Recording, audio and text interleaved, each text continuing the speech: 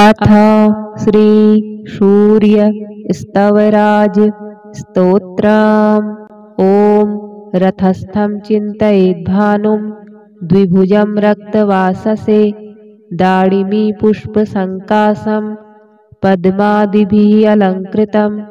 ॐ विकर्तनो विवस्वांश्च मार्तण्डो भास्करो रविः लोकप्रकाशकः श्रीमान् लोकचक्षुग्रहेश्वरः लोकसाक्षी त्रिलोकेशः कर्ता हर्ता तमिस्रः तपनः तापनः चैव शुचिः सप्ताश्ववाहनः गभस्तिहस्तो ब्रध्नश्च सर्वदेव नमस्कृतः एकविंशतिः इत्येषः स्तव इष्टः सदा मम श्रीः आरोग्यकरः चैव धनवृद्धियशस्करः स्तवराजेति ख्यातः त्रिषु लोकेषु विश्रुतः यः एतेन महाबाहो द्वे सन्ध्ये स्तिमितोदये स्तौति मां प्रणतो भूत्वा सर्वपापैः प्रमुच्यते कायिकं वाचिकं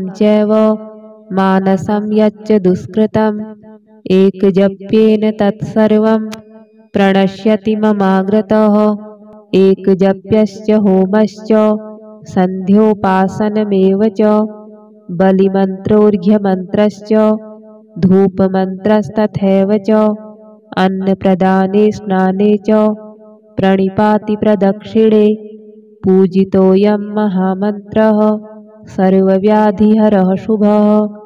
एवम् उक्त्वा तु भगवानः भास्करो जगदीश्वरः आमन्त्रय कृष्णतनयं तत्रैवान्तर्धीयत साम्बोऽपि स्तवराजेन स्तुत्वा सप्ताश्ववाहनः पूतात्मा नीरुजः श्रीमान् तस्माद् रोगाद्विमुक्तवान्। ॐ रथस्थं चिन्तयेद्भानुं द्विभुजं रक्तवाससे दाडिमी पुष्पसङ्कासं पद्मादिभिः अलङ्कृतम्। ॐ विकर्तनो विवस्वांश्च मार्तण्डो भास्करो रविः लोकप्रकाशकः श्रीमान् लोकचक्षुग्रहेश्वरः लोकसाक्षी त्रिलोकेशः कर्ता हर्ता तमिस्रः तपनः तापनः चैव शुचिः सप्ताश्ववाहनः गभस्तिहस्तो ब्रध्नश्च सर्वदेव नमस्कृतः एकविंशतिः इत्येषः स्तव इष्टः सदा मम श्रीः आरोग्यकरः चैव धनवृद्धियशस्करः स्तवराजेति ख्यातः त्रिषु लोकेषु विश्रुतः यः एतेन महाबाहो द्वे सन्ध्ये स्तिमितोदये स्तौति मां प्रणतो भूत्वा सर्वपापैः प्रमुच्यते कायिकं वाचिकं चैव मानसं यच्च दुष्कृतम् एकजप्येन तत्सर्वं प्रणश्यति ममाग्रतः एकजप्यश्च होमश्च सन्ध्योपासनमेव च बलिमन्त्रोर्घ्यमन्त्रश्च धूपमन्त्रस्तथैव च अन्नप्रदाने स्नाने च प्रणिपातिप्रदक्षिणे पूजितोऽयं महामन्त्रः सर्वव्याधिहरः शुभः। एवम् उक्त्वा तु भगवानः भास्करो जगदीश्वरः आमन्त्रय कृष्णतनयं तत्रैवान्तर्धीयत साम्बोऽपि स्तवराजेन स्तुत्वा सप्ताश्ववाहनः पूतात्मा नीरुजः श्रीमान् तस्माद् रोगाद्विमुक्तवान्। ॐ रथस्थं चिन्तयेद्भानुं द्विभुजं रक्तवाससे दाडिमी पुष्पसङ्कासं पद्मादिभिः अलङ्कृतम्। ॐ विकर्तनो विवस्वांश्च मार्तण्डो भास्करो रविः लोकप्रकाशकः श्रीमान् लोकचक्षुग्रहेश्वरः लोकसाक्षी त्रिलोकेशः कर्ता हर्ता तमिस्रः तपनः तापनः चैव शुचिः सप्ताश्ववाहनः गभस्तिहस्तो ब्रध्नश्च सर्वदेव नमस्कृतः। एकविंशतिः इत्येष स्तव इष्टः सदा मम। श्रीः आरोग्यकरः चैव धनवृद्धियशस्करः। स्तवराजेति ख्यातः त्रिषु लोकेषु विश्रुतः।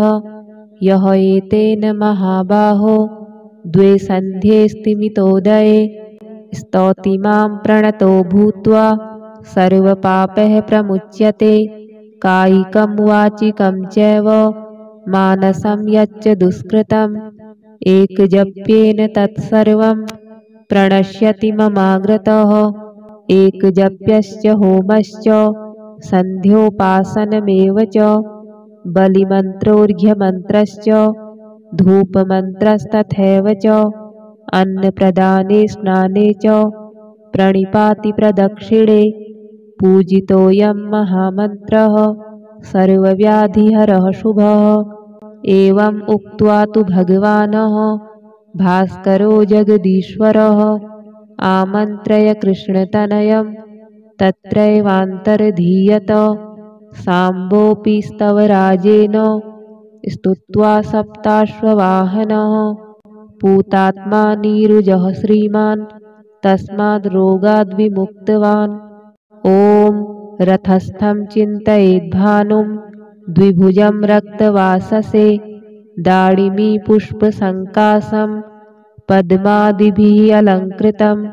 ॐ विकर्तनो विवश्वाश्च मार्तण्डो भास्करो रविः लोकप्रकाशकः श्रीमान् लोकचक्षुग्रहेश्वरः लोकसाक्षी त्रिलोकेशः कर्ता हर्ता तमिस्रः तपनः तापनः चैव शुचिः सप्ताश्ववाहनः गभस्तिहस्तो ब्रध्नश्च सर्वदेव नमस्कृतः। एकविंशतिः इत्येष स्तव इष्टः सदा मम। श्रीः आरोग्यकरः चैव धनवृद्धियशस्करः स्तवराजेति ख्यातः त्रिषु लोकेषु विश्रुतः। यः एतेन महाबाहो द्वे सन्ध्ये स्तिमितोदये स्तौति मां प्रणतो भूत्वा सर्वपापैः प्रमुच्यते। कायिकं वाचिकं चैव मानसं यच्च दुष्कृतम् एकजप्येन तत्सर्वं प्रणश्यति ममाग्रतः। एकजप्यश्च होमश्च सन्ध्योपासनमेव च बलिमन्त्रोऽर्घ्यमन्त्रश्च धूपमन्त्रस्तथैव च अन्नप्रदाने स्नाने च प्रणिपातिप्रदक्षिणे पूजितोऽयं महामन्त्रः सर्वव्याधिहरः शुभः। एवम् उक्त्वा तु भगवानः भास्करो जगदीश्वरः आमन्त्रय कृष्णतनयं तत्रैवान्तर्धीयत। साम्बोऽपि स्तवराजेन स्तुत्वा सप्ताश्ववाहनः पूतात्मा नीरुजः श्रीमान् तस्माद् रोगाद्विमुक्तवान्। ॐ रथस्थं चिन्तयेद्भानुं द्विभुजं रक्तवाससे दाडिमी पुष्पसङ्कासं पद्मादिभिः अलङ्कृतम्। ॐ विकर्तनो विवश्वाश्च मार्तण्डो भास्करो रविः लोकप्रकाशकः श्रीमान् लोकचक्षुग्रहेश्वरः लोकसाक्षी त्रिलोकेशः कर्ता हर्ता तमिस्रः तपनः तापनः चैव शुचिः सप्ताश्ववाहनः गभस्तिहस्तो ब्रध्नश्च सर्वदेव नमस्कृतः। एकविंशतिः इत्येष स्तव इष्टः सदा मम। श्रीः आरोग्यकरः चैव धनवृद्धियशस्करः स्तवराजेति ख्यातः त्रिषु लोकेषु विश्रुतः। यः एतेन महाबाहो द्वे सन्ध्ये स्तिमितोदये स्तौति मां प्रणतो भूत्वा सर्वपापैः प्रमुच्यते। कायिकं वाचिकं चैव मानसं यच्च दुष्कृतम् एकजप्येन तत्सर्वं प्रणश्यति ममाग्रतः एकजप्यश्च होमश्च सन्ध्योपासनमेव च बलिमन्त्रोऽर्घ्यमन्त्रश्च धूपमन्त्रस्तथैव च अन्नप्रदाने स्नाने च प्रणिपाति प्रदक्षिणे पूजितोऽयं महामन्त्रः सर्वव्याधिहरः शुभः। एवम् उक्त्वा तु भगवानः भास्करो जगदीश्वरः आमन्त्रय कृष्णतनयं तत्रैवान्तर्धीयत। साम्बोऽपि स्तवराजेन स्तुत्वा सप्ताश्ववाहनः पूतात्मा नीरुजः श्रीमान् तस्माद् रोगाद्विमुक्तवान्। ॐ रथस्थं चिन्तयेद्भानुं द्विभुजं रक्तवाससे दाडिमी पुष्पसङ्कासं पद्मादिभिः अलङ्कृतम्। ॐ विकर्तनो विवश्वाश्च मार्तण्डो भास्करो रविः लोकप्रकाशकः श्रीमान् लोकचक्षुग्रहेश्वरः लोकसाक्षी त्रिलोकेशः कर्ता हर्ता तमिस्रः तपनः तापनः चैव शुचिः सप्ताश्ववाहनः गभस्तिहस्तो ब्रध्नश्च सर्वदेव नमस्कृतः।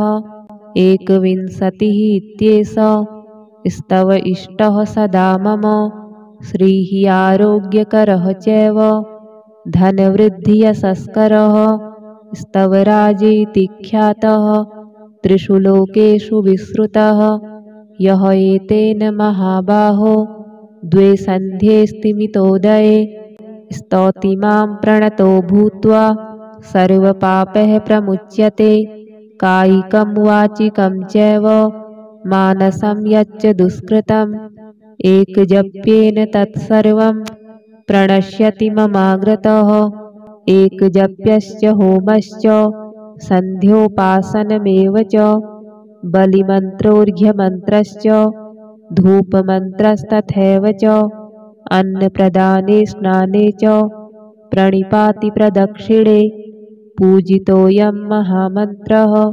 सर्वव्याधिहरः शुभः। एवम् उक्त्वा तु भगवानः भास्करो जगदीश्वरः आमन्त्रय कृष्णतनयं तत्रैवान्तर्धीयत। साम्बोऽपि स्तवराजेन स्तुत्वा सप्ताश्ववाहनः पूतात्मा नीरुजः श्रीमान् तस्माद् रोगाद्विमुक्तवान्। ॐ रथस्थं चिन्तयेद्भानुं द्विभुजं रक्तवाससे दाडिमी पुष्पसङ्कासं पद्मादिभिः अलङ्कृतम्। ॐ विकर्तनो विवश्वाश्च मार्तण्डो भास्करो रविः लोकप्रकाशकः श्रीमान् लोकचक्षुग्रहेश्वरः लोकसाक्षी त्रिलोकेशः कर्ता हर्ता तमिस्रः तपनः तापनः चैव शुचिः सप्ताश्ववाहनः गभस्तिहस्तो ब्रध्नश्च सर्वदेव नमस्कृतः।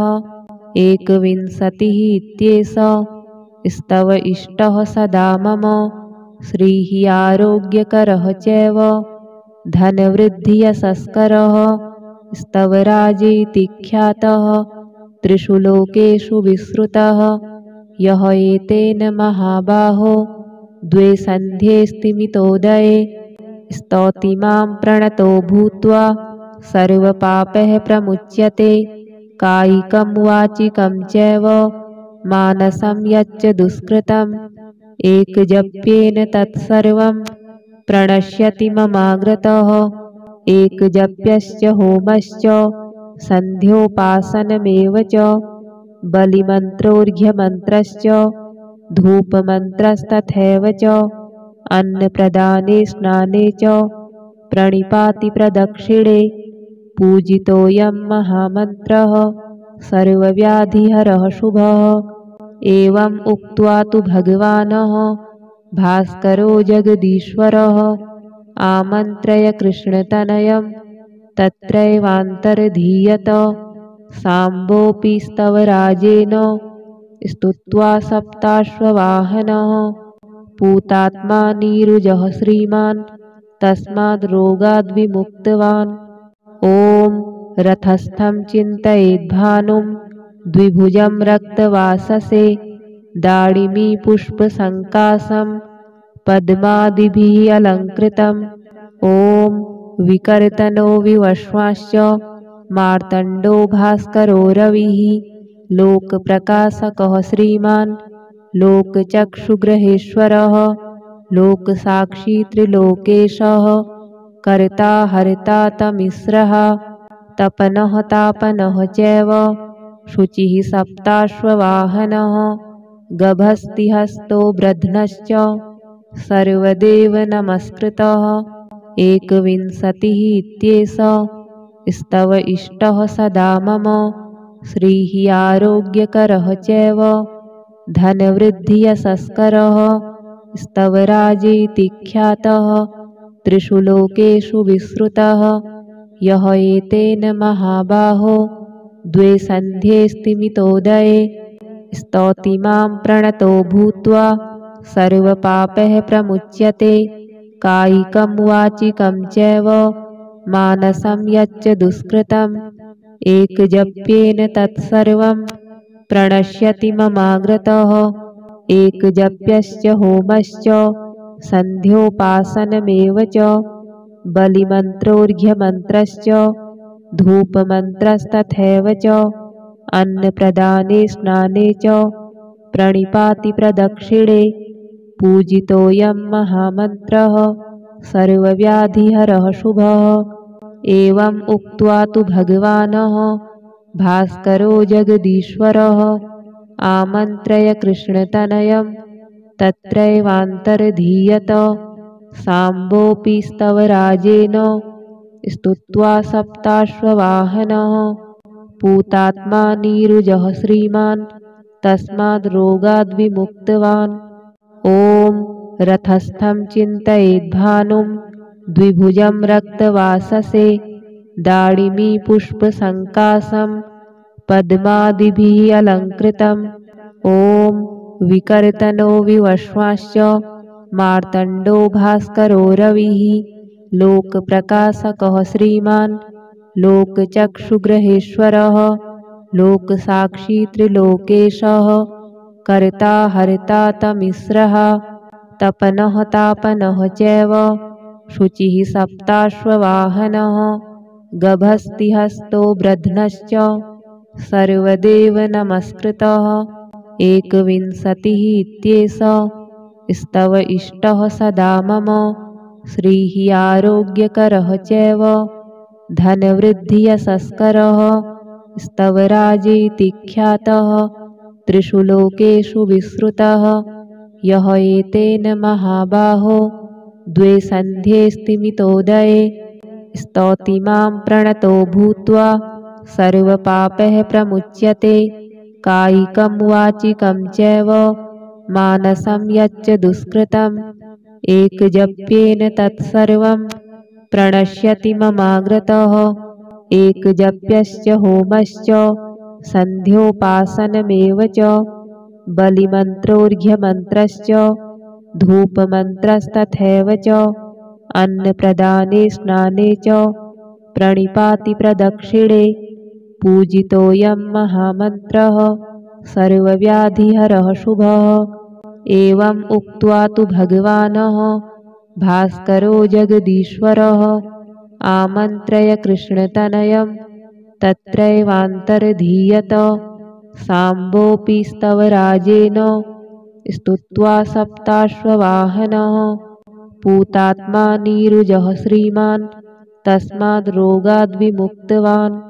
ॐ रथस्थं चिन्तयेद्भानुं द्विभुजं रक्तवाससे दाडिमीपुष्पसङ्कासं पद्मादिभिः अलङ्कृतम्। ॐ विकर्तनो विवस्वांश्च मार्तण्डो भास्करो रविः लोकप्रकाशकः श्रीमान् लोकचक्षुग्रहेश्वरः लोकसाक्षी त्रिलोकेशः कर्ता हर्ता तमिस्रः तपनः तापनः चैव शुचिः सप्ताश्ववाहनः गभस्तिहस्तो ब्रध्नश्च सर्वदेव नमस्कृतः। एकविंशतिः इत्येष स्तव इष्टः सदा मम। श्रीः आरोग्यकरः चैव धनवृद्धियशस्करः। स्तवराजेति ख्यातः त्रिषु लोकेषु विश्रुतः। यः एतेन महाबाहो द्वे सन्ध्ये स्तिमितोदये स्तौति मां प्रणतो भूत्वा सर्वपापैः प्रमुच्यते। कायिकं वाचिकं चैव मानसं यच्च दुष्कृतम् एकजप्येन तत्सर्वं प्रणश्यति ममाग्रतः। एकजप्यश्च होमश्च सन्ध्योपासनमेव च बलिमन्त्रोऽर्घ्यमन्त्रश्च धूपमन्त्रस्तथैव च अन्नप्रदाने स्नाने च प्रणिपातिप्रदक्षिणे पूजितोऽयं महामन्त्रः सर्वव्याधिहरः शुभः। एवम् उक्त्वा तु भगवानः भास्करो जगदीश्वरः आमन्त्रय कृष्णतनयं तत्रैवान्तर्धीयत।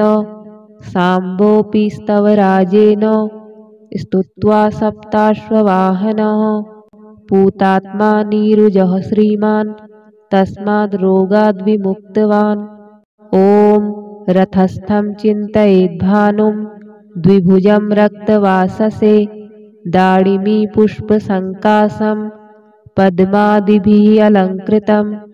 ॐ विकर्तनो विवश्वाश्च मार्तण्डो भास्करो रविः लोकप्रकाशकः श्रीमान् लोकचक्षुग्रहेश्वरः लोकसाक्षी त्रिलोकेशः कर्ता हर्ता तमिस्रः तपनः तापनः चैव शुचिः सप्ताश्ववाहनः गभस्तिहस्तो ब्रध्नश्च सर्वदेव नमस्कृतः। एकविंशतिः इत्येष स्तव इष्टः सदा मम। श्रीः आरोग्यकरः चैव धनवृद्धियशस्करः स्तवराजेति ख्यातः त्रिषु लोकेषु विश्रुतः। यः एतेन महाबाहो द्वे सन्ध्ये स्तिमितोदये स्तौति मां प्रणतो भूत्वा सर्वपापैः प्रमुच्यते। कायिकं वाचिकं चैव मानसं यच्च दुष्कृतम् एकजप्येन तत्सर्वं प्रणश्यति ममाग्रतः। एकजप्यश्च होमश्च सन्ध्योपासनमेव च बलिमन्त्रोऽर्घ्यमन्त्रश्च धूपमन्त्रस्तथैव च अन्नप्रदाने स्नाने च प्रणिपातिप्रदक्षिणे पूजितोऽयं महामन्त्रः सर्वव्याधिहरः शुभः। एवम् उक्त्वा तु भगवानः भास्करो जगदीश्वरः आमन्त्रय कृष्णतनयं तत्रैवान्तर्धीयत। साम्बोऽपि स्तवराजेन स्तुत्वा सप्ताश्ववाहनः पूतात्मा नीरुजः श्रीमान् तस्माद् रोगाद्विमुक्तवान्। ॐ रथस्थं चिन्तयेद्भानुं द्विभुजं रक्तवाससे दाडिमी पुष्पसङ्कासं पद्मादिभिः अलङ्कृतम्। ॐ विकर्तनो विवश्वाश्च मार्तण्डो भास्करो रविः लोकप्रकाशकः श्रीमान् लोकचक्षुग्रहेश्वरः लोकसाक्षी त्रिलोकेशः कर्ता हर्ता तमिस्रः तपनः तापनः चैव शुचिः सप्ताश्ववाहनः गभस्तिहस्तो ब्रध्नश्च सर्वदेव नमस्कृतः। एकविंशतिः इत्येष स्तव इष्टः सदा मम। श्रीः आरोग्यकरः चैव धनवृद्धियशस्करः स्तवराजेति ख्यातः त्रिषु लोकेषु विश्रुतः। यः एतेन महाबाहो द्वे सन्ध्ये स्तिमितोदये स्तौति मां प्रणतो भूत्वा सर्वपापैः प्रमुच्यते। कायिकं वाचिकं चैव मानसं यच्च दुष्कृतम् एकजप्येन तत्सर्वं प्रणश्यति ममाग्रतः एकजप्यश्च होमश्च सन्ध्योपासनमेव च बलिमन्त्रोऽर्घ्यमन्त्रश्च धूपमन्त्रस्तथैव च अन्नप्रदाने स्नाने च प्रणिपाति प्रदक्षिणे पूजितोऽयं महामन्त्रः सर्वव्याधिहरः शुभः। एवम् उक्त्वा तु भगवानः भास्करो जगदीश्वरः आमन्त्रय कृष्णतनयं तत्रैवान्तर्धीयत। साम्बोऽपि स्तवराजेन स्तुत्वा सप्ताश्ववाहनः पूतात्मा नीरुजः श्रीमान् तस्माद् रोगाद्विमुक्तवान्। ॐ रथस्थं चिन्तयेद्भानुं द्विभुजं रक्तवाससे दाडिमी पुष्पसङ्कासं पद्मादिभिः अलङ्कृतम्। ॐ विकर्तनो विवश्वाश्च मार्तण्डो भास्करो रविः लोकप्रकाशकः श्रीमान् लोकचक्षुग्रहेश्वरः लोकसाक्षी त्रिलोकेशः कर्ता हर्ता तमिस्रः तपनः तापनः चैव शुचिः सप्ताश्ववाहनः गभस्तिहस्तो ब्रध्नश्च सर्वदेव नमस्कृतः। एकविंशतिः इत्येष स्तव इष्टः सदा मम श्रीः आरोग्यकरः चैव धनवृद्धियशस्करः स्तवराजेति ख्यातः त्रिषु लोकेषु विश्रुतः यः एतेन महाबाहो द्वे सन्ध्ये स्तिमितोदये स्तौति मां प्रणतो भूत्वा सर्वपापैः प्रमुच्यते कायिकं वाचिकं चैव मानसं यच्च दुष्कृतम् एकजप्येन तत्सर्वं प्रणश्यति ममाग्रतः एकजप्यश्च होमश्च सन्ध्योपासनमेव च बलिमन्त्रोऽर्घ्यमन्त्रश्च धूपमन्त्रस्तथैव च अन्नप्रदाने स्नाने च प्रणिपाति प्रदक्षिणे पूजितोऽयं महामन्त्रः सर्वव्याधिहरः शुभः। एवम् उक्त्वा तु भगवानः भास्करो जगदीश्वरः आमन्त्रय कृष्णतनयं तत्रैवान्तर्धीयत। साम्बोऽपि स्तवराजेन स्तुत्वा सप्ताश्ववाहनः पूतात्मा नीरुजः श्रीमान् तस्माद् रोगाद्विमुक्तवान्।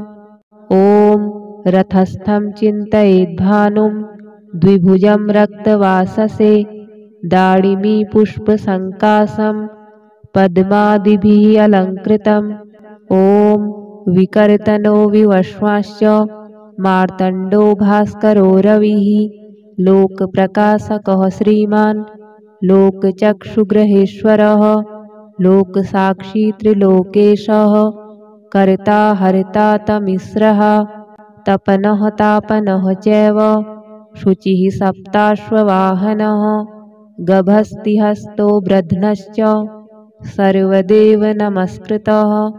एकविंशतिः इत्येष स्तव इष्टः सदा मम श्रीः आरोग्यकरः चैव धनवृद्धियशस्करः स्तवराजेति ख्यातः त्रिषु लोकेषु विश्रुतः यः एतेन महाबाहो द्वे सन्ध्ये स्तिमितोदये स्तौति मां प्रणतो भूत्वा सर्वपापैः प्रमुच्यते कायिकं वाचिकं चैव मानसं यच्च दुष्कृतम् एकजप्येन तत्सर्वं प्रणश्यति ममाग्रतः एकजप्यश्च होमश्च सन्ध्योपासनमेव च बलिमन्त्रोऽर्घ्यमन्त्रश्च धूपमन्त्रस्तथैव च अन्नप्रदाने स्नाने च प्रणिपाति प्रदक्षिणे पूजितोऽयं महामन्त्रः सर्वव्याधिहरः शुभः। एवम् उक्त्वा तु भगवानः भास्करो जगदीश्वरः आमन्त्रय कृष्णतनयं तत्रैवान्तर्धीयत। साम्बोऽपि स्तवराजेन स्तुत्वा सप्ताश्ववाहनः पूतात्मा नीरुजः श्रीमान् तस्माद् रोगाद्विमुक्तवान्। ॐ रथस्थं चिन्तयेद्भानुं द्विभुजं रक्तवाससे दाडिमी पुष्पसङ्कासं पद्मादिभिः अलङ्कृतम्। ॐ विकर्तनो विवश्वाश्च मार्तण्डो भास्करो रविः लोकप्रकाशकः श्रीमान् लोकचक्षुग्रहेश्वरः लोकसाक्षी त्रिलोकेशः कर्ता हर्ता तमिस्रः तपनः तापनः चैव शुचिः सप्ताश्ववाहनः गभस्तिहस्तो ब्रध्नश्च सर्वदेव नमस्कृतः। एकविंशतिः इत्येष स्तव इष्टः सदा मम श्रीः आरोग्यकरः चैव धनवृद्धियशस्करः स्तवराजेति ख्यातः त्रिषु लोकेषु विश्रुतः। यः एतेन महाबाहो द्वे सन्ध्ये स्तिमितोदये स्तौति मां प्रणतो भूत्वा सर्वपापैः प्रमुच्यते। कायिकं वाचिकं चैव मानसं यच्च दुष्कृतम् एकजप्येन तत्सर्वं प्रणश्यति ममाग्रतः। एकजप्यश्च होमश्च सन्ध्योपासनमेव च बलिमन्त्रोऽर्घ्यमन्त्रश्च धूपमन्त्रस्तथैव च अन्नप्रदाने स्नाने च प्रणिपातिप्रदक्षिणे पूजितोऽयं महामन्त्रः सर्वव्याधिहरः शुभः। एवम् उक्त्वा तु भगवानः भास्करो जगदीश्वरः आमन्त्रय कृष्णतनयं तत्रैवान्तर्धीयत। साम्बोऽपि स्तवराजेन स्तुत्वा सप्ताश्ववाहनः पूतात्मा नीरुजः श्रीमान् तस्माद् रोगाद्विमुक्तवान्। ॐ रथस्थं चिन्तयेद्भानुं द्विभुजं रक्तवाससे दाडिमी पुष्पसङ्कासं पद्मादिभिः अलङ्कृतम्। ॐ विकर्तनो विवश्वाश्च मार्तण्डो भास्करो रविः लोकप्रकाशकः श्रीमान् लोकचक्षुग्रहेश्वरः लोकसाक्षी त्रिलोकेशः कर्ता हर्ता तमिस्रः तपनः तापनः चैव शुचिः सप्ताश्ववाहनः गभस्तिहस्तो ब्रध्नश्च सर्वदेव नमस्कृतः। एकविंशतिः इत्येष स्तव इष्टः सदा मम श्रीः आरोग्यकरः चैव धनवृद्धियशस्करः स्तवराजेति ख्यातः त्रिषु लोकेषु विश्रुतः। यः एतेन महाबाहो द्वे सन्ध्ये स्तिमितोदये स्तौति मां प्रणतो भूत्वा सर्वपापैः प्रमुच्यते। कायिकं वाचिकं चैव मानसं यच्च दुष्कृतम् एकजप्येन तत्सर्वं प्रणश्यति ममाग्रतः।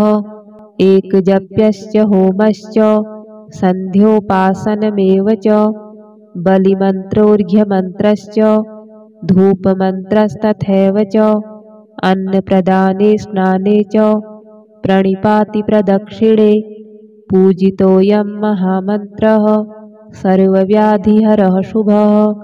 एवम् उक्त्वा तु भगवानः भास्करो जगदीश्वरः आमन्त्रय कृष्णतनयं तत्रैवान्तर्धीयत। साम्बोऽपि स्तवराजेन स्तुत्वा सप्ताश्ववाहनः पूतात्मा नीरुजः श्रीमान् तस्माद् रोगाद्विमुक्तवान्। ॐ रथस्थं चिन्तयेद्भानुं द्विभुजं रक्तवाससे दाडिमी पुष्पसङ्कासं पद्मादिभिः अलङ्कृतम्। ॐ विकर्तनो विवश्वाश्च मार्तण्डो भास्करो रविः लोकप्रकाशकः श्रीमान् लोकचक्षुग्रहेश्वरः लोकसाक्षी त्रिलोकेशः कर्ता हर्ता तमिस्रः तपनः तापनः चैव शुचिः सप्ताश्ववाहनः गभस्तिहस्तो ब्रध्नश्च सर्वदेव नमस्कृतः। एकविंशतिः इत्येष स्तव इष्टः सदा मम। श्रीः आरोग्यकरः चैव धनवृद्धियशस्करः। स्तवराजेति ख्यातः त्रिषु लोकेषु विश्रुतः। यः एतेन महाबाहो द्वे सन्ध्ये स्तिमितोदये स्तौति मां प्रणतो भूत्वा सर्वपापैः प्रमुच्यते। कायिकं वाचिकं चैव मानसं यच्च दुष्कृतम् एकजप्येन तत्सर्वं प्रणश्यति ममाग्रतः। एकजप्यश्च होमश्च सन्ध्योपासनमेव च बलिमन्त्रोऽर्घ्यमन्त्रश्च धूपमन्त्रस्तथैव च अन्नप्रदाने स्नाने च प्रणिपाति प्रदक्षिणे। पूजितोऽयं महामन्त्रः सर्वव्याधिहरः शुभः। एवम् उक्त्वा तु भगवानः भास्करो जगदीश्वरः आमन्त्रय कृष्णतनयं तत्रैवान्तर्धीयत। साम्बोऽपि स्तवराजेन स्तुत्वा सप्ताश्ववाहनः पूतात्मा नीरुजः श्रीमान् तस्माद् रोगाद्विमुक्तवान्। ॐ रथस्थं चिन्तयेद्भानुं द्विभुजं रक्तवाससे दाडिमी पुष्पसङ्कासं पद्मादिभिः अलङ्कृतम्। ॐ विकर्तनो विवश्वाश्च मार्तण्डो भास्करो रविः लोकप्रकाशकः श्रीमान् लोकचक्षुग्रहेश्वरः लोकसाक्षी त्रिलोकेशः कर्ता हर्ता तमिस्रः तपनः तापनः चैव शुचिः सप्ताश्ववाहनः गभस्तिहस्तो ब्रध्नश्च सर्वदेव नमस्कृतः। एकविंशतिः इत्येष स्तव इष्टः सदा मम। श्रीः आरोग्यकरः चैव धनवृद्धियशस्करः स्तवराजेति ख्यातः त्रिषु लोकेषु विश्रुतः। यः एतेन महाबाहो द्वे सन्ध्ये स्तिमितोदये स्तौति मां प्रणतो भूत्वा सर्वपापैः प्रमुच्यते। कायिकं वाचिकं चैव मानसं यच्च दुष्कृतम् एकजप्येन तत्सर्वं प्रणश्यति ममाग्रतः। एकजप्यश्च होमश्च सन्ध्योपासनमेव च बलिमन्त्रोऽर्घ्यमन्त्रश्च धूपमन्त्रस्तथैव च अन्नप्रदाने स्नाने च प्रणिपाति प्रदक्षिणे। पूजितोऽयं महामन्त्रः सर्वव्याधिहरः शुभः। एवम् उक्त्वा तु भगवानः भास्करो जगदीश्वरः आमन्त्रय कृष्णतनयं तत्रैवान्तर्धीयत। साम्बोऽपि स्तवराजेन स्तुत्वा सप्ताश्ववाहनः पूतात्मा नीरुजः श्रीमान् तस्माद् रोगाद्विमुक्तवान्। ॐ रथस्थं चिन्तयेद्भानुं द्विभुजं रक्तवाससे दाडिमी पुष्पसङ्कासं पद्मादिभिः अलङ्कृतम्। ॐ विकर्तनो विवश्वाश्च मार्तण्डो भास्करो रविः लोकप्रकाशकः श्रीमान् लोकचक्षुग्रहेश्वरः लोकसाक्षी त्रिलोकेशः कर्ता हर्ता तमिस्रः तपनः तापनः चैव शुचिः सप्ताश्ववाहनः गभस्तिहस्तो ब्रध्नश्च सर्वदेव नमस्कृतः। एकविंशतिः इत्येष स्तव इष्टः सदा मम। श्रीः आरोग्यकरः चैव धनवृद्धियशस्करः स्तवराजेति ख्यातः त्रिषु लोकेषु विश्रुतः। यः एतेन महाबाहो द्वे सन्ध्ये स्तिमितोदये स्तौति मां प्रणतो भूत्वा सर्वपापैः प्रमुच्यते। कायिकं वाचिकं चैव मानसं यच्च दुष्कृतम् एकजप्येन तत्सर्वं प्रणश्यति ममाग्रतः एकजप्यश्च होमश्च सन्ध्योपासनमेव च बलिमन्त्रोऽर्घ्यमन्त्रश्च धूपमन्त्रस्तथैव च अन्नप्रदाने स्नाने च प्रणिपाति प्रदक्षिणे पूजितोऽयं महामन्त्रः सर्वव्याधिहरः शुभः। एवम् उक्त्वा तु भगवानः भास्करो जगदीश्वरः आमन्त्रय कृष्णतनयं तत्रैवान्तर्धीयत। साम्बोऽपि स्तवराजेन स्तुत्वा सप्ताश्ववाहनः पूतात्मा नीरुजः श्रीमान् तस्माद् रोगाद्विमुक्तवान्। ॐ रथस्थं चिन्तयेद्भानुं द्विभुजं रक्तवाससे दाडिमी पुष्पसङ्कासं पद्मादिभिः अलङ्कृतम्। ॐ विकर्तनो विवश्वाश्च मार्तण्डो भास्करो रविः लोकप्रकाशकः श्रीमान् लोकचक्षुग्रहेश्वरः लोकसाक्षी त्रिलोकेशः कर्ता हर्ता तमिस्रः तपनः तापनः चैव शुचिः सप्ताश्ववाहनः गभस्तिहस्तो ब्रध्नश्च सर्वदेव नमस्कृतः। एकविंशतिः इत्येष स्तव इष्टः सदा मम श्रीः आरोग्यकरः चैव धनवृद्धियशस्करः स्तवराजेति ख्यातः त्रिषु लोकेषु विश्रुतः यः एतेन महाबाहो द्वे सन्ध्ये स्तिमितोदये स्तौति मां प्रणतो भूत्वा सर्वपापैः प्रमुच्यते कायिकं वाचिकं चैव मानसं यच्च दुष्कृतम् एकजप्येन तत्सर्वं प्रणश्यति ममाग्रतः एकजप्यश्च होमश्च सन्ध्योपासनमेव च बलिमन्त्रोऽर्घ्यमन्त्रश्च धूपमन्त्रस्तथैव च अन्नप्रदाने स्नाने च प्रणिपाति प्रदक्षिणे पूजितोऽयं महामन्त्रः सर्वव्याधिहरः शुभः। एवम् उक्त्वा तु भगवानः भास्करो जगदीश्वरः आमन्त्रय कृष्णतनयं तत्रैवान्तर्धीयत। साम्बोऽपि स्तवराजेन स्तुत्वा सप्ताश्ववाहनः पूतात्मा नीरुजः श्रीमान् तस्माद् रोगाद्विमुक्तवान्। ॐ रथस्थं चिन्तयेद्भानुं द्विभुजं रक्तवाससे दाडिमी पुष्पसङ्कासं पद्मादिभिः अलङ्कृतम्।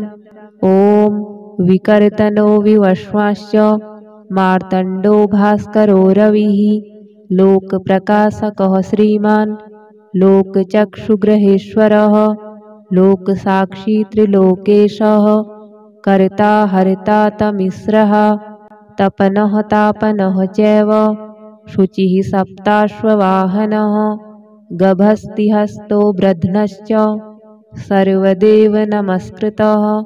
एकविंशतिः इत्येष स्तव इष्टः सदा मम श्रीः आरोग्यकरः चैव धनवृद्धियशस्करः स्तवराजेति ख्यातः त्रिषु लोकेषु विश्रुतः यः एतेन महाबाहो द्वे सन्ध्ये स्तिमितोदये स्तौति मां प्रणतो भूत्वा सर्वपापैः प्रमुच्यते कायिकं वाचिकं चैव मानसं यच्च दुष्कृतम् एकजप्येन तत्सर्वं प्रणश्यति ममाग्रतः एकजप्यश्च होमश्च सन्ध्योपासनमेव च बलिमन्त्रोऽर्घ्यमन्त्रश्च धूपमन्त्रस्तथैव च अन्नप्रदाने स्नाने च प्रणिपाति प्रदक्षिणे पूजितोऽयं महामन्त्रः